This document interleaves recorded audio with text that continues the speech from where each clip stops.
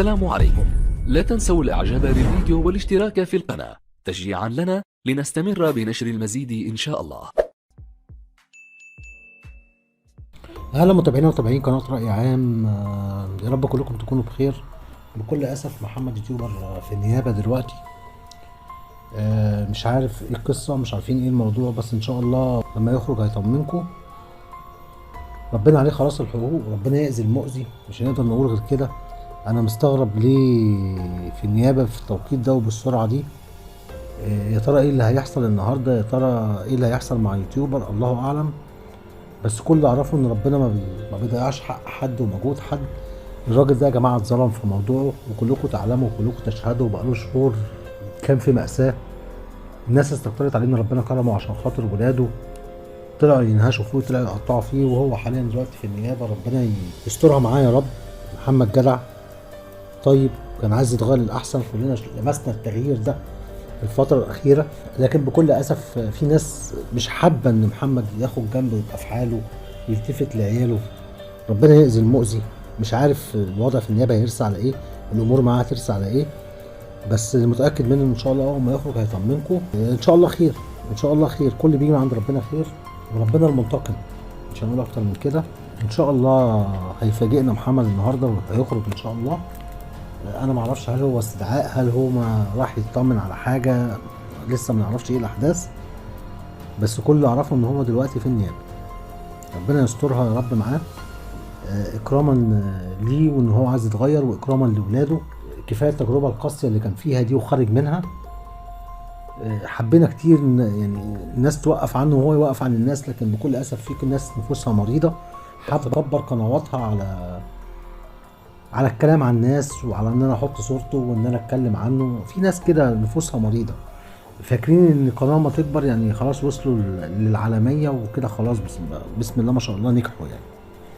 مع ان والله يعني يغور اي نجاح يجي على سمعه الناس وعلى صورهم وعلى الكلام عليهم. ربنا عنده كتير قادر يعوض صبره خير.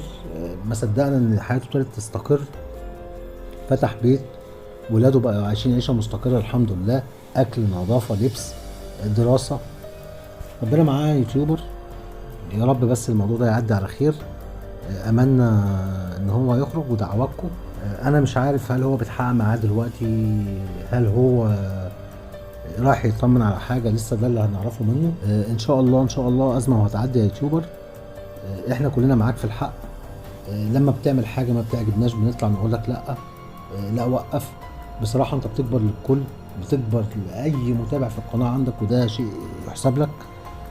لكن بكل اسف بعد ما بنقول لك وقف، ما تتكلمش، ما تجيبش، بص تلاقي نفس الشخوص هي اللي بتتكلم، هي اللي طالعه تهري، لان ما عندهاش حاجه تتكلم فيها، فطبعا محتاجه قناه كبيره تطلع تتكلم عليها، وهكذا.